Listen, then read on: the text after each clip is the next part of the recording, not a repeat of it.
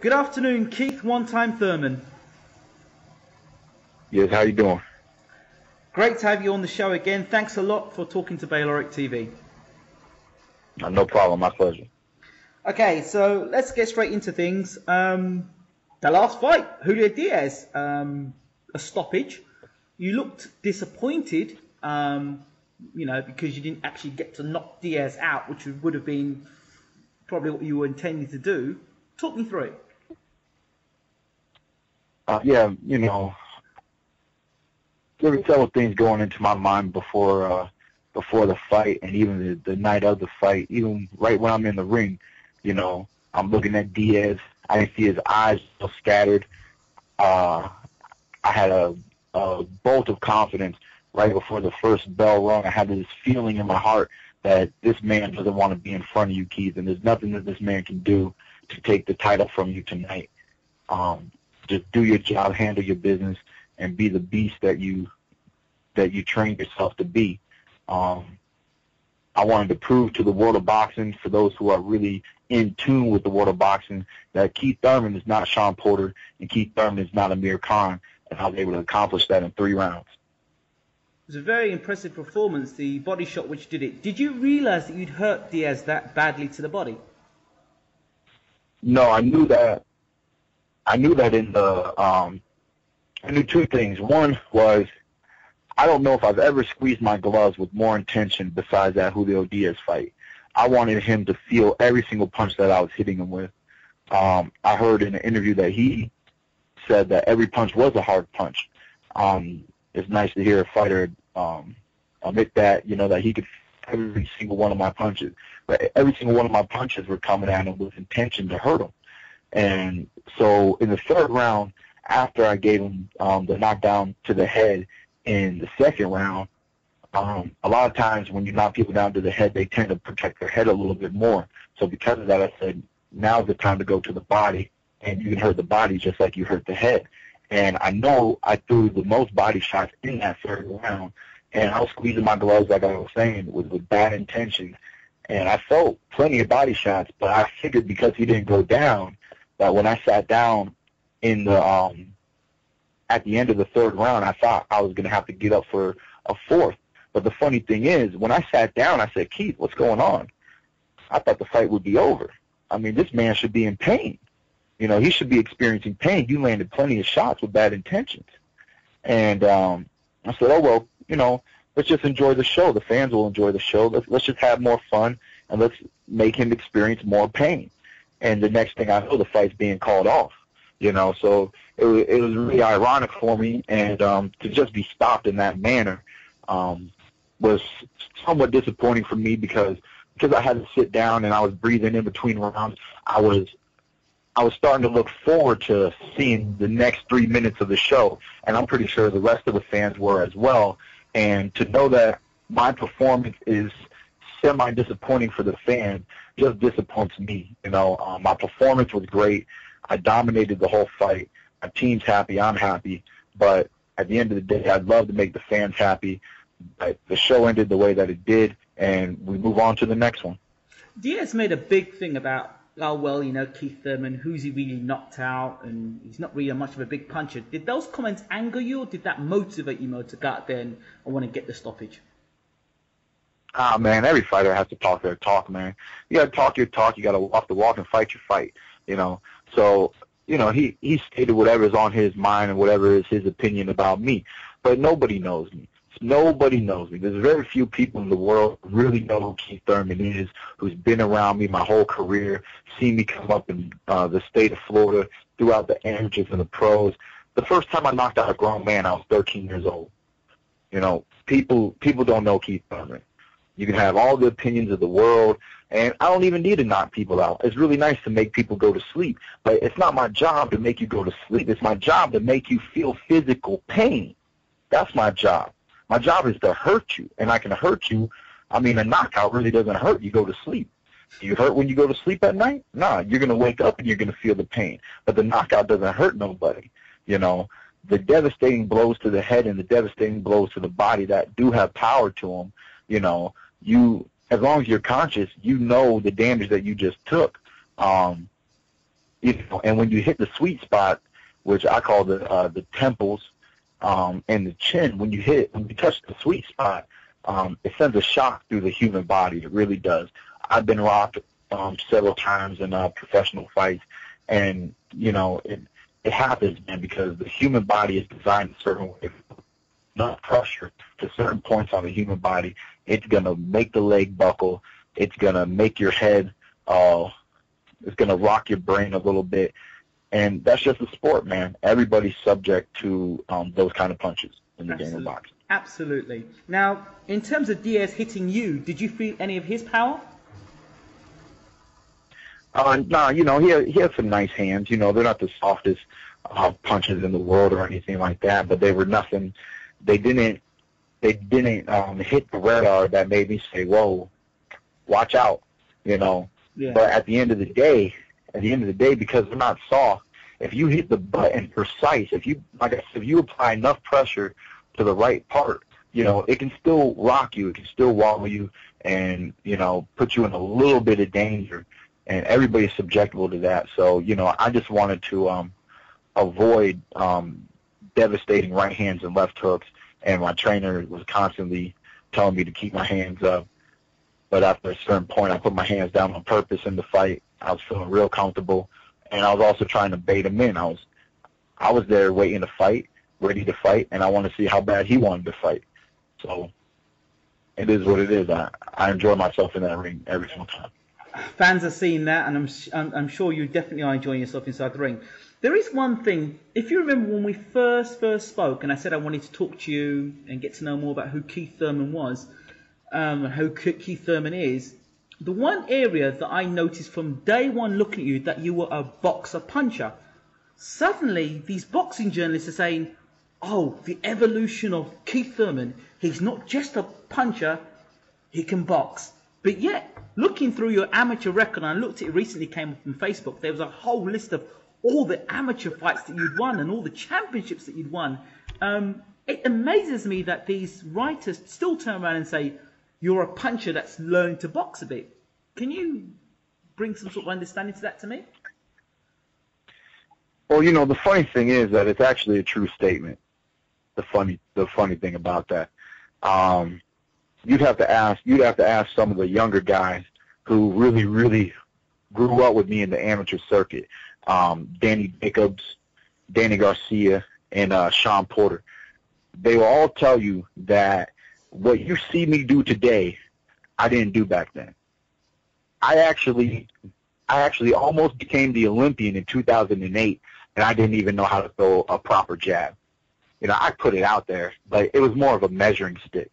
I literally did not know how to utilize the jab as far as, you know, controlling the fighter based on the jab. You know, Winky Wright, you know, used his jab to dominate Tito Trinidad, and Tito Trinidad was a world-class fighter, you know.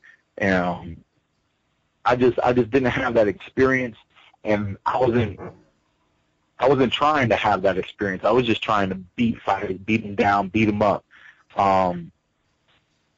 After about a year of being a professional, I just started honing my skills, and I did a lot of jab work only, and sparring, and in the gym. I redeveloped how I threw my jab, and this is after like 12, 13 years of boxing already. I went right back to the basics.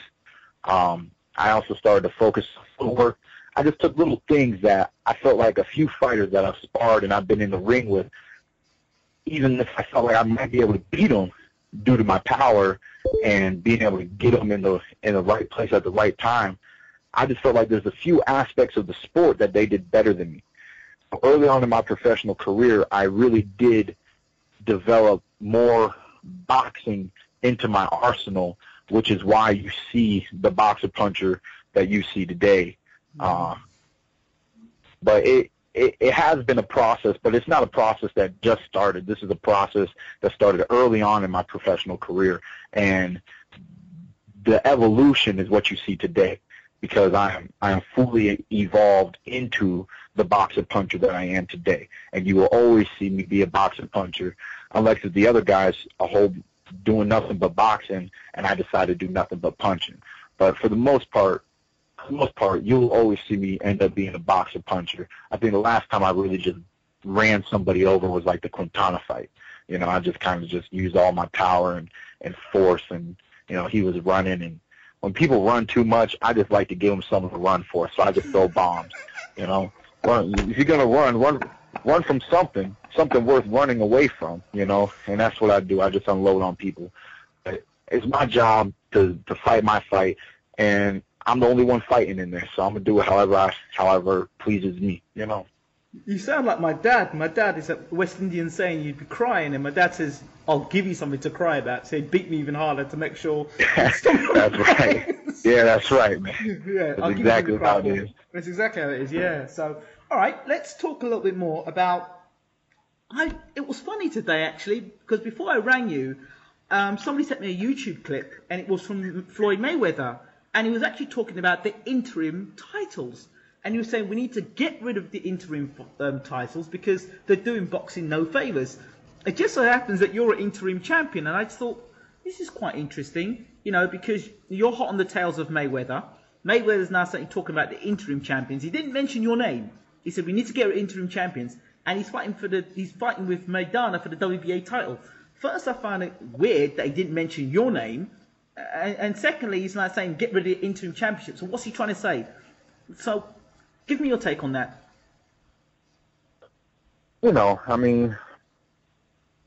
I didn't hear the interview, but based on the details that you just described to me, maybe he wasn't talking about the fighter. It's not like he said get rid of the number one position. He just said get rid of the title, because in reality, what is that title and what is it doing? Nobody's forced the mandatory. I've held on to the title for a decent amount of time now. No one's enforcing the mandatory on it. And you can still have a mandatory against the number one contender without giving the number one contender a title, and every single time I've been fighting with that title, the WBA sanctioning body has been getting fees. They take a percentage away from my purse. And what have they really done for me in my career? So I can understand exactly what Floyd Mayweather is saying, because we got all these little belts, and all that's happening is there's more people getting into the fighters' pockets. For what, though? For what? We can fight our ways through the rankings. One can argue that we don't need 4 world titles. Why is there 4 world titles? How do you have 4 world champions?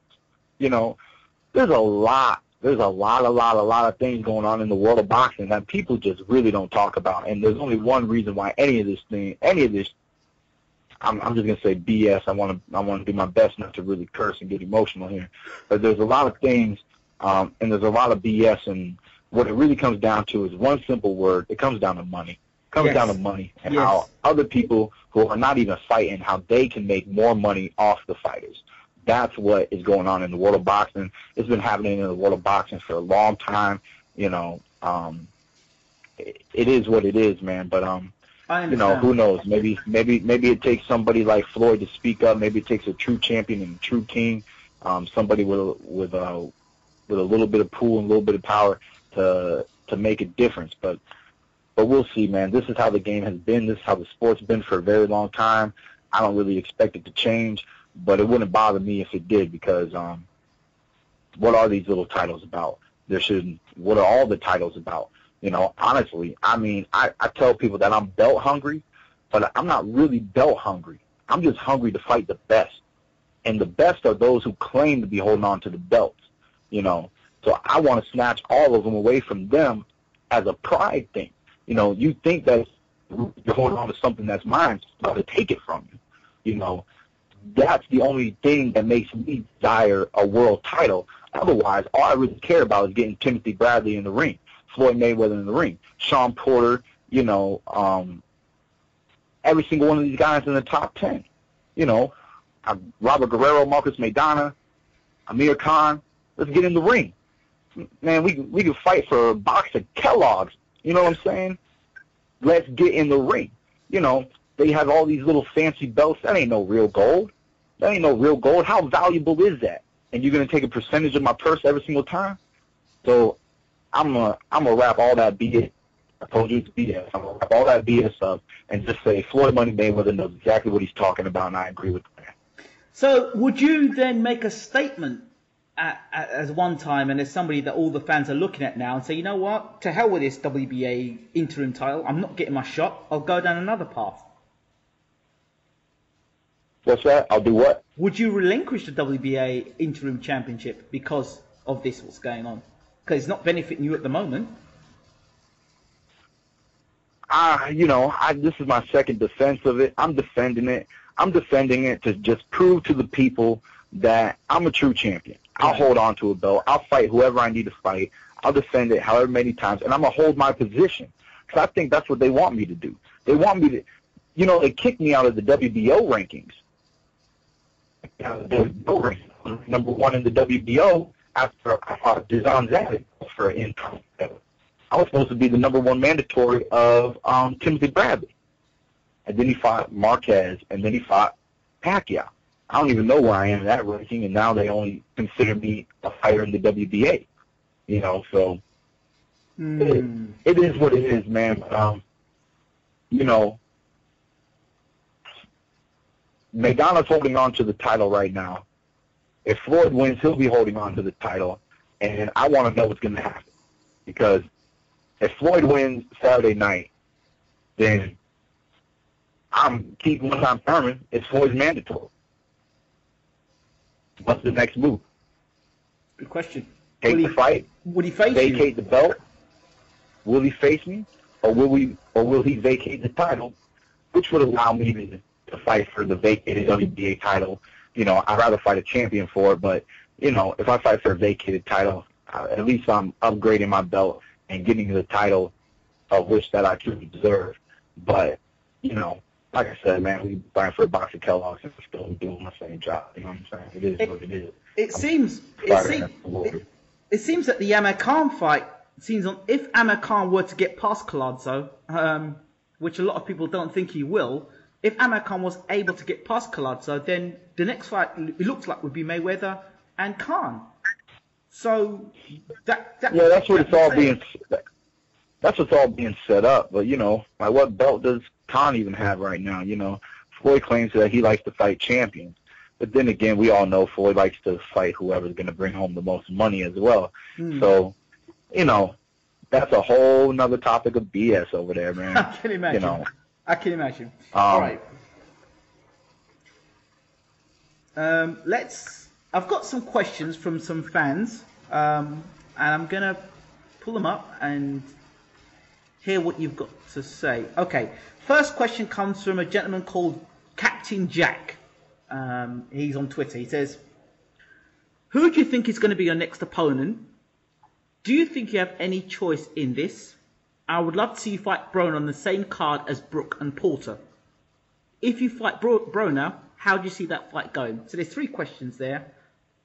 You can take a pick of which one you want to take on first. Who do I think I'm going to fight next? All right, this is left field. This is the most random. I've been trying to think about it myself, right? So this is ultra random. I don't know. I don't even know if I should talk about it, because the more I talk about it, who knows if they want to fight me, especially if I'm the one, seems like I'm calling them out in this fight that I want.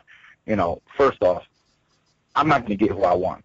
When have y'all ever seen me fight who I want to fight? So I'm going to let you know that, no, I do not have a choice. I do not pick. They pick for me, and they ask for my approval. As soon as they pick, I say yes. I have never denied a fighter an opportunity to fight me if it's been presented to me by Team Heyman. Okay? I really don't know who I'm going to fight next. But with my little radar on how the world of boxing is and all the BS, I don't believe I'm going to get anybody that you guys really want to see me fight. So who's left? I didn't get nobody this time, so we had to fight Julio Diaz. How many Julio Diaz's are there out there? There's not many. So who could I fight? The funny thing is, let's say Floyd wins and Floyd vacates the title. So now I fight for the WBA interim, or not the interim, the WBA world title. Vacated. I'm going to get my shot because I'm the mandatory at it. I'm going to have to fight somebody in the top 15 of the WBA ranking. I don't know what the ranking system looks like today, but if I'm going to throw out an awkward name, left field, I'll throw out Jose Cito Lopez because he just made a comeback, and I know that you know who Jose Cito Lopez is. We know who Jose Cito Lopez is. And it's not the fight I want. It's not the fight I think y'all truly want, but I don't think it would end up being a bad fight for a vacated title if that's what is in my future. So about the Adrian Broner stuff, Adrian Broner's moving down to 140. Adrian Broner don't want to fight no real welterweight. He got he don't want to fight Shawn Porter. He don't want to fight Keith Thurman. We're bigger dudes. He jumped into our division to make money and to grab a belt from Paulie Malignaggi to make history. One of the few fighters that jumped weight classes and still won a world title. He did it for all the paper champ reasons. He's a young dude in his career. His team really needs to assess what they're going to do with his career. They're moving him down to 140. Is Danny going to be staying in 140? Is Danny going to move up? He claims he wants to move up. I don't know if that's what his dad's advising him. I don't think his dad really wants him to move up. But we'll see. I do not see Keith Thurman and AB anytime in the near future, no matter how bad the fans want it. A lot of us are Al Heyman fighters, and Al cares about each one of his fighters, even though it's a very complex situation to be in as a manager. He cares about all of us, and he's going to do what's best. The only way that me and AB would ever fight is if AB wanted to fight Keith Thurman, because you already know I'm ready to fight the world. I don't really think he wants to be fighting you. But let me just flip this on its head. If Maidana were to cause a shock, would that then suit you? Say what now? If Maidana were to cause a huge upset and beat Mayweather, would that not suit your agenda? Or would they have a rematch? Oh, for them to have a rematch? Yeah, if Maidana were to pull up the upset, because upsets happen in boxing. Man, see, if that happened, then once again, I'm sitting with my interim title, defending it for a whole nother year. What's the purpose of all that? What's the purpose of all that? The only thing that would benefit me is for me to get my shot at Marcos Maidana.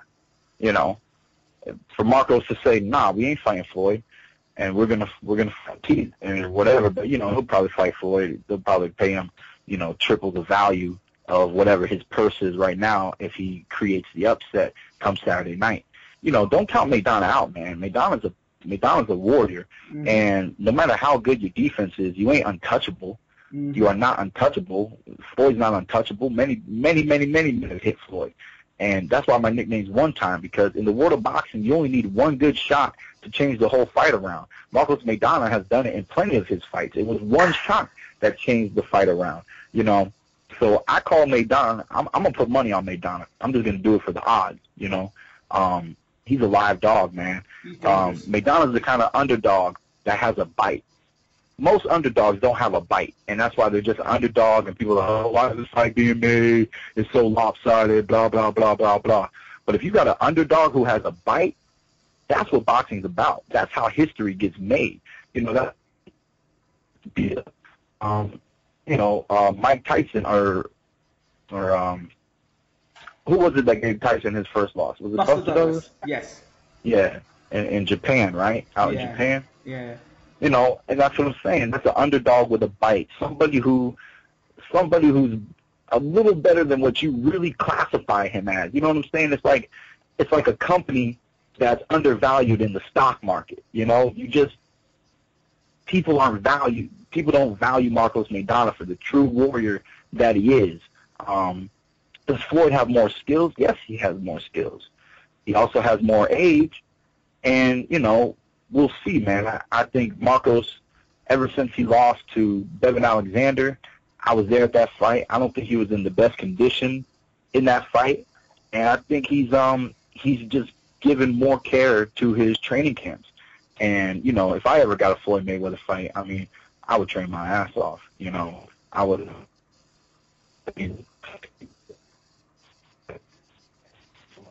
I would be thinking the same thing.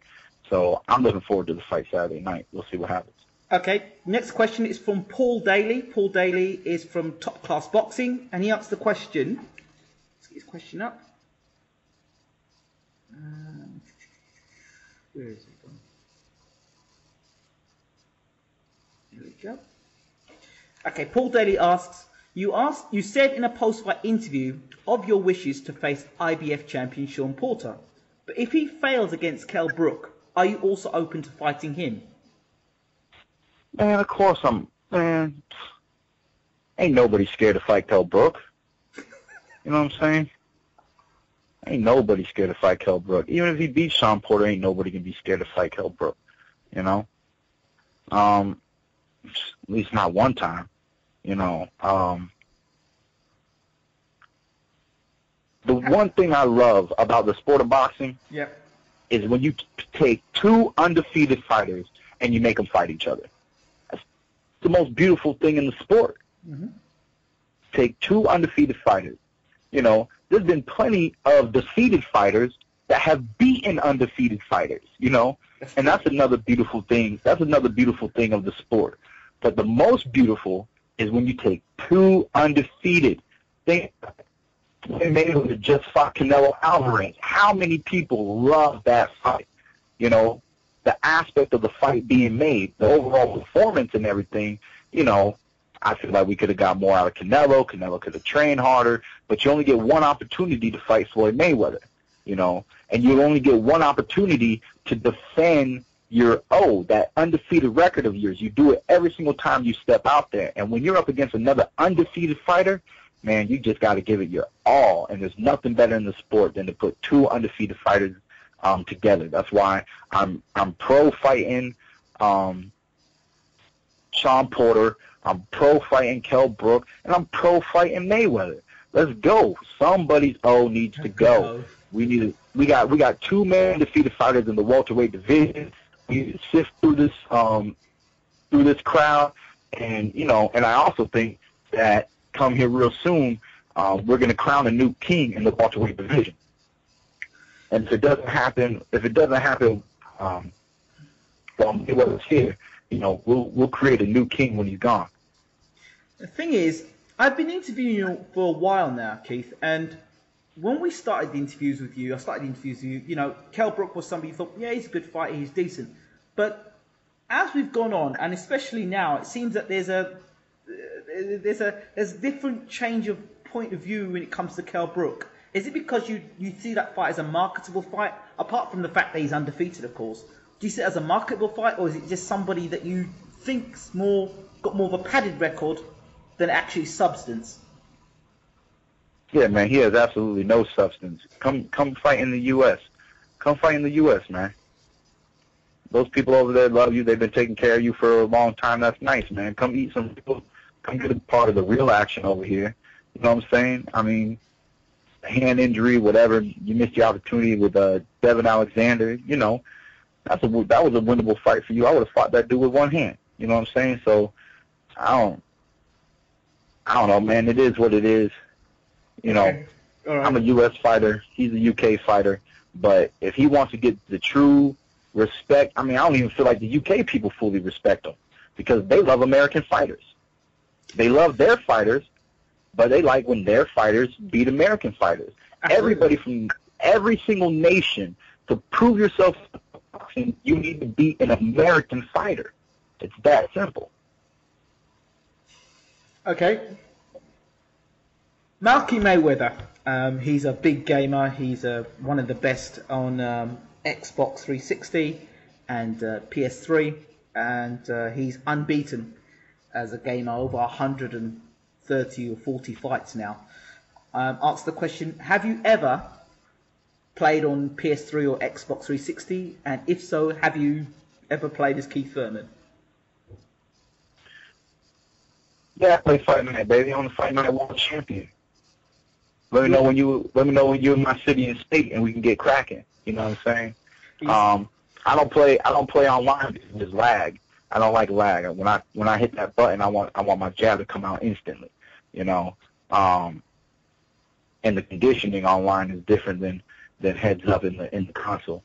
But I've never really played as Keith Thurman. I like playing as Sugar Ray Leonard, Hearn Hagler. I like playing as the classical fighters. And a buddy of mine who got me into the game, we go heads up all the time. And that's what we normally do. We normally go heads up. We pick the same exact character so that there's no height advantage, no speed advantage, no chin advantage, no power advantage, and it comes straight up to who has the better boxing skills in the game. So I love Fight Night, man. Would you like to see yourself in Fight Night?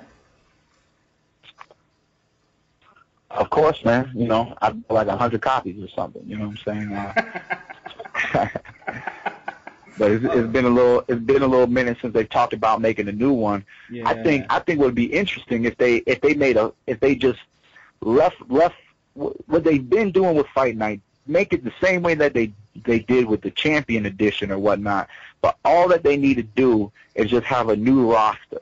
You know, they need to have a new selection of fighters, and what they should just make is Fight Night Champion, you know, Next Generation Edition. That's what they need to do. They need to go ahead and get some of these kids like Errol Spence coming up, you know, some of these fighters coming up who are fighting on ESPN right now, and you know, guys in the top 10, and just, you know, just put something together, the next generation, and just prepare the fans to start seeing these kids, because, you know, there's always a next generation. There's always a next generation, and boxing isn't like NBA. You don't go from college, you know, to a starter on a world class team. You know, you have to work your way up into the rankings, but there's plenty of people who do it time and time again. There's plenty of people who do it, who are well groomed in the sport, who got good managers and good teams behind them. And, you know, they're most likely not going to lose until they really start to try to break through that top 10, you know. And even then, sometimes you just get another champion in the making, you know. You never know when who the next real champion is going to be. But I always say that if you look at where boxing is today, the next generation is coming in, all right? There's a flood of young fighters. I'm one of them. The next generation is coming in because 10 years from now, I'll be the veteran. Yeah. And Floyd's just to be sitting back counting his money, you know. And we own more fighters and be promoting at that time. Who really knows? 10 years from now, I'll be the veteran. The fighters that you love today, they're not even going to last another 5 years in the game. That's true. So it'd be real nice if they got on board and created that next generation Fight Night. I'll try and put a word in for EA Sports for you, Keith. What's that? I said I'll try and put a word in for EA Sports for you. All right. Okay, Wayne Lovat says, if you could choose one world-class welterweight to fight other than Mayweather, who would it be?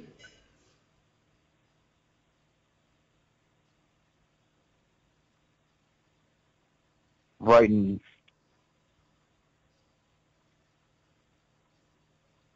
you hear that?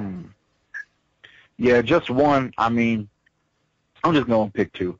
I'll pick three. I'd love to fight Manny Pacquiao, Timothy Bradley, and Shawn Porter. You know, all of those fights would be great fights, and each one would have a different challenge. You know, and I really want to be challenged, man. Those 3 rounds, that wasn't a challenge. You know, there's many other fighters that would be good fights, but in my opinion, they're still not a challenge. You know, so, you know, I'm just waiting to be challenged, man. You know, the last decent test they gave me was Diego Chavez, and, you know, that was an undefeated fighter. That was a boy who really wanted to win and wanted to be a world champion himself. He just came across, you know, one of the baddest boys in America. You know, he would have fought Paulie Malignaggi when he was Paulie Malignaggi mandatory. He might have been able to beat Paulie for the world title. Who knows? You know, but he ended up having to fight Keith Thurman, and you saw the results. Absolutely. Matt Broomfield asks, in an ideal world with broadcasters and promotional companies not being a problem in making fights, what, in your view, are the top 5 fights to be made in any weight class?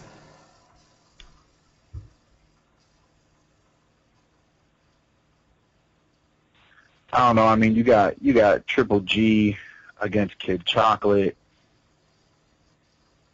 You got you can throw Andre Ward in that mix.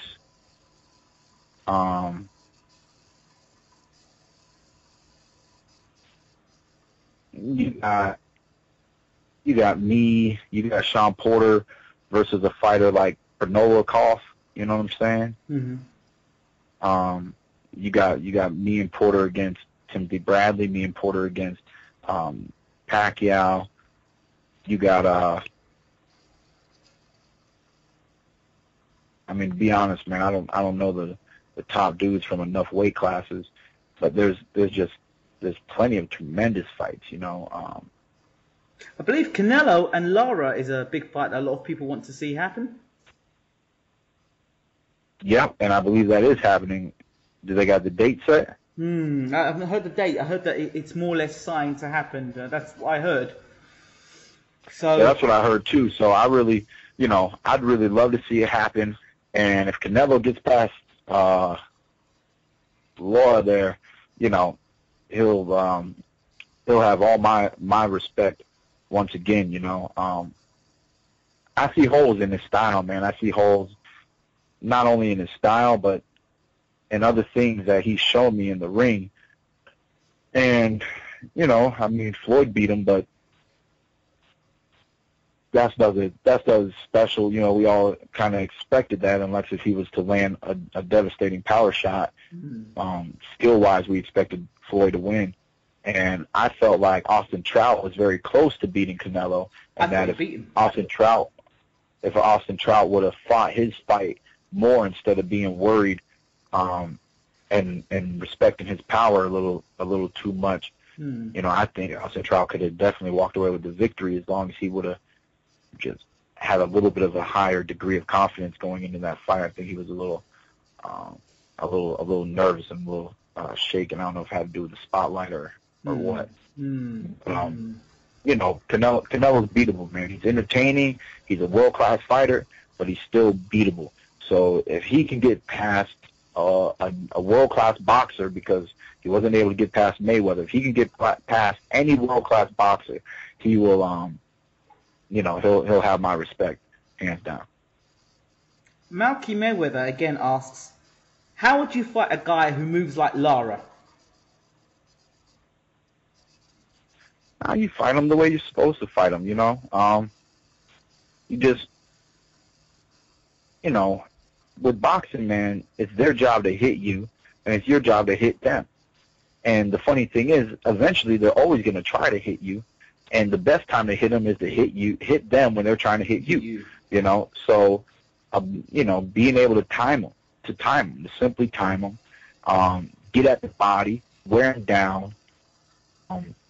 If he is fighting like how he fought Paul Williams, which is moving around the ring a lot, you know, then you got to put pressure on him and just have that defense. You know, have that defense, move your head a little bit. Don't just be a walking board, walking straight at him, you know, while you're applying pressure.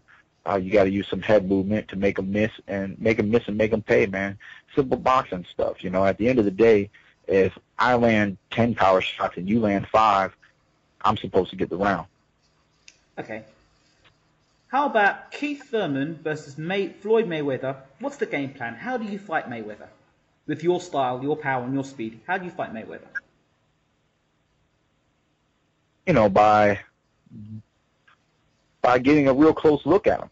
You know, Mayweather doesn't throw a whole lot of punches every round. So, you know, there should be times where I should be able to outwork Mayweather. But the thing is, when you outwork him, you have to outwork him.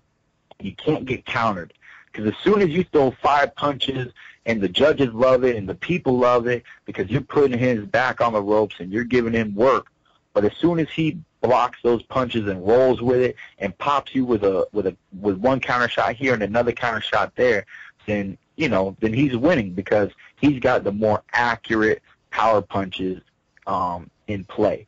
You know, so with me though, you know, my thing is to give him a tough fight, box him from the outside, box him on the inside, and whenever my hands actually land, hurt the man. You know, he's still a man. He can feel pain. You know, he'll get hurt from a paper cut. You know what I'm saying? Because he's a human being. So my plan is to always do what I do, which is look for the knockout. I got 12 rounds to look for the knockout. I mean, nobody's knocked him out, but there's only been a few people. There's only been a few people to not get knocked out by me. You know, and the only person to not get dropped by me was Zavik. The other guy who went the distance in an 8-round fight, he still got dropped in the 7th round. Right. So, you know, I'm always going to be looking for a way to physically hurt the fighter. If it's Floyd, if it's Pacquiao, if it's freaking Brandon Rios, you know what I'm saying? I'm always going to look for a way to hurt the man across the ring from me. And that's all it's about, man. Use my athleticism, use my youth, in and out, head movement. A lot of people that Floyd has fought, man, has no head movement. Like on the real, he's fighting people with no head movement. So the one thing that I would bring to the table is head movement. I would be focused on if I can make Floyd Mayweather miss. We know Floyd Mayweather can make you miss, but can you make Floyd Mayweather miss? If I can make him miss and I can make him pay, then, you know, then I'm just going to enjoy the fight that much more. Very, very, very interesting. I've got a question to finally ask you.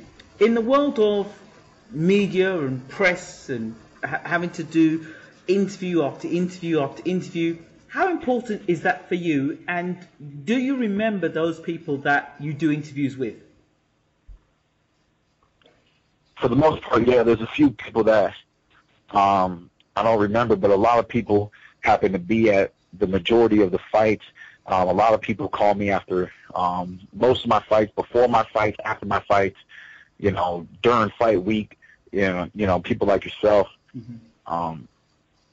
You know, how important is it? I don't know. You know, I make my money in the ring. I don't make my money doing interviews. You know, if I make money doing interviews, whew, I got some extra change, you know. I got some extra cash running around. I've done quite a few interviews, you know. But I enjoy it. You know what I mean? I enjoy it. You guys want the information. I got plenty of information. You know, I like being in the spotlight. I like people to respect my opinion. It's nice, man. You know, there's no money involved. It's just something real nice to do. And I love the world of boxing, and I love talking about the world of boxing. So I just enjoy it, man. It doesn't bother me one bit. Great. That's good because it gives kind of like a different view of how you see boxing and how people see boxing, and watch Keith Thurman and think, okay, there's some fighters you know fully well they don't like interviews, and they make it quite clear they don't like interviews. And I can understand some fighters because they've just finished doing an interview with one person, and then right next door to them, the same person, another company's asking the same question. So what sort of shape are you in? And you just answer that question. Yeah, that can get a little annoying. You know, that does get a little annoying. But you know, sometimes I find a way to make it a little entertaining. But then sometimes I just stay true to my words. You know, so that they understand that this is my opinion. It doesn't matter how many times you ask me the same question. I'm gonna technically give you the same answer. You know, so that's just how it is. And people are starting to understand that I know boxing. I'm not here by a fluke. I'm not here just because I've been knocking people out. I know boxing, man. I've been boxing for 18 years of my life. You know, how many people can say that they're 25 years old and been involved with something for 18 years of their life? You know, I'd be able to shred on a guitar if I was playing 18 years of my life. If I was playing saxophone for 18 years of my life, I'd be dropping an album next week. You know what I'm saying? So it just is what it is, man. The information is here. Have you ever tried? I play guitar on my spare time. I've been messing around with the guitar since I was 20 years old. So 5 years now. I dedicated myself just to form to the chord structures for about a year and a half, and ever since then I've just been playing around, trying to create my own tunes, and it's a nice little side hobby of mine. I enjoy music. Have you seen the recent All Access Mayweather Maidana? I might have saw like episode 1. I don't know if I saw episode 2. I was going to ask you if you'd seen Marcus Maidana on the guitar. No, I didn't. Because he was doing something with his guitar and he looked shocking. I didn't know why to record it. So I was about to say to you, maybe you and Maidana could sit down and play the guitar together. Sounds good to me. If that's a way of getting a fight, then why not? I suspect that's about as close as you'll get to Maidana, to be honest. So, finally, social media. How much are you on social media? Do you read the various columns and stuff that's written about you? Oh yeah, I read what's written out there. You know, the people's opinions, the critics' opinions, and things like that. You know, it's always evolving. Looks like there's a lot more people who have faith in Keith Thurman, which is great, you know, because everybody who supports me, you know, I know why I'm here, man. I've dedicated myself to the sport. I mean, this is not a fluke. Ben Getty put his heart and soul into me ever since I was 7 years old till I was 20 when he passed away. It hurts me all the time that I am now here physically speaking on Ben's behalf and telling people about Ben, where he was a certain kind of man that really cannot be expressed. You'd have to know this man. If you knew how I was raised from a sergeant, a military sergeant, you know, a man that just wouldn't take no for an answer, a man that was already involved in the world of boxing as a professional, who trained and had fighters training in training camps with Sugar Ray Leonard, and he had the 1988 bronze medalist Kenny Gold. You know, this man knew his boxing hands down. When I was 9 and 10 years old, and he would tell me about all these old fighters that he worked with and world champions that he was a part of. You know, to me, I knew this man would never lie to me, but it was so hard for me to believe. Part of it just sounded like fairy tales. It really did. It sounded like fairy tales. Like, why is this man who knows so much about boxing and already worked with world champions, why is he working with a 9, 10-year-old boy? But he dedicated him. He was about to get out of the world of boxing, and he moved to Florida for retirement, and he got involved in a boxing gym, and then he told his son one day, I'm going to start training amateur fighters. And like a year or two later, he ran into me, and I was 7 years old, and we stuck together to the day he died. He's a tremendous man, and all of what I've accomplished in the sport of boxing, I dedicate to him. It truly has to do with the works and the effort that he put into me and the belief that he had in me ever since I was 13, 14 years old. He told me several things. He said, Keith, you are a world-class fighter. And another thing he said was, you are a $1 million fighter, boy. I didn't know what that meant to be a $1 million fighter. And I've yet to even make $1 million for a payday. But I know exactly what he means now in comparison to the people in the top 10 who are making those figures and what I can do to them in the ring. One time. All the time. That's what Keith Thurman is. I'm the biggest threat in the welterweight division, hands down. You know, it takes a certain type of character to remember Ben Getty, because he's such a significant part of your life, not just then, but even now as you speak, and for the future as well. There are some people I know in the world that would say, you know what, yeah, he did something for me, but, you know, it's my time, and I'm very forgetful of what people do for them. What is it you think that keeps Ben Getty at the forefront of your mind when you are fighting, when you're in the gym, when you walk about? What is it that keeps Ben Getty there for you? He's the one that believed in me the most. He believed in me so much that he made me believe in me. I didn't even believe in me as much as Ben Getty believed in me. I am just now starting to see what that man saw when I was 13, 14, 15 years old. He knew that I would develop into the fighter that I am today. He knew that I was going to be a threat to any man in the welterweight division. He used to say all the time, I don't care who it is, boy. When you put on those 8-ounce gloves and you hit him on the chin, they're going to do a pretty little dance. And those are the words of Ben Getty. And he would say things like that over and over again. He had comments for days. He used to say that when you hit the lottery, they follow you around like a puppy dog. You know, he's talking about the money. You know, I mean, this man passed down almost like 100 years worth of wisdom on me, you know, because he had wisdom passed down upon him, and then he's lived a life. He's already been around world champions before ever getting involved with amateur boxing. He was a strength and conditioning coach. He taught me everything that there is about how to be a strong fighter, how to prepare yourself for a tough fight.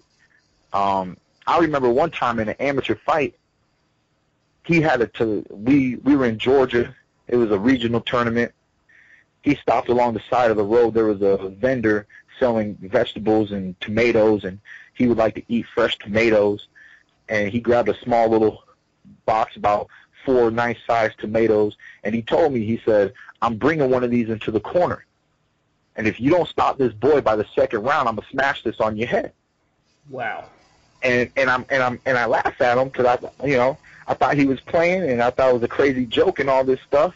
And sure enough, the fight comes, and we go into the corner, and cornermen, they got jackets with like those 2 pockets, right? Yeah. And so in one pocket he had my mouthpiece, and in the other pocket he had the motherfucking tomato. You know what I'm saying? People don't understand what I've already been through, you know. And so what do? I stopped the kid in the second round. I didn't go back and get that tomato on my head. I stopped the kid in the second round. I don't know if he really was going to do it, but that's the kind of man. He's the kind of man you don't want to play with. Mm-hmm. You don't want to play with that kind of man. Mm-hmm. You know, he was I used to call him a crazy old man all the time. Mm-hmm. Crazy old man. Mm-hmm. You know, he made me fall in love with Dean Martin and Frank Sinatra. Wow. We'd be driving from the west coast of Florida to the east coast of Florida to get sparring, and for 3 to 4 hours, all I was hearing was, bells will ring, ting-a-ling-a-ling, ting-a-ling-a-ling, and they sing, and then, I mean, he was an old man, and he was an old school kind of guy, and I mean, to this day, he lives within my heart and soul. I'll never be able to forget a man like that. Wow. Well, when you speak like that, you bring memories of when I used to box as my trainer, and I had a trainer that he too was from the military, and I remember in one session in particular, he said, "Keep your hands up," and I kept dropping my hands. He said, "Keep your hands up." I said, "What? Why?" He said, "All right, I'll tell you why." And he went and put his gloves on, and I said, "What are you doing?" I'm getting. He says, "It's like, put your head guard on, put the gum shield in." He says, "Right." He said, "Right, call time," and he started sparring with me. He said, "I'm going to show you why you keep your hands up." So I keep my hands down, and he just hit me flush into your left hook. Pow! He said, "That's why you keep it. That's why you keep your hands up. That's why you keep your hands up." So the way I had to learn was through pain. It was not about just talking to you and telling you things and putting fear into you. So in essence, that the fear that he put in you, that you'd have no fear of any man, because after the fear he put in me, and sometimes making me having to spar with the heavyweights, after sparring with 8 or 9 rounds of welterweights, they'd spar with heavyweights. And I'm knackered, but the sheer fear of just being able to move around the ring and get out of the way just made me move twice as much I ever would have done just doing and being in my comfort zone. So, as one trainer always says to me, James Ali Bashir, who's the assistant trainer to Vladimir Klitschko and has trained multiple champions and over 40 years experience in boxing, has always said that the trainers today are very rare. You've got a lot of cheerleaders, and Keith Thurman is one of those fighters that is very fortunate and blessed to have had a real trainer in his corner, and it shows. Most definitely. So I know all that I've done to this day would not surprise Ben Getty. This is what we were working for our whole career. Keith, all I can say, and ending on this, is that you're doing Ben Getty proud, and I'm sure that you're going to continue to do Ben Getty proud, and he's looking down at you now, I'm sure, and he's smiling. I appreciate that. Keith Thurman, one-time Thurman, it's always a pleasure talking to you, and as a journalist first, I appreciate what you do, and as a fan, I really appreciate the time you take to talk to Bayloric TV. We got a lot of love for you, and we look forward to speaking to you again. Is there any final words you'd like to say to the fans before we finish? Just stay tuned to your boy. I plan on creating my own little feed. I'm gonna increase my networking this year.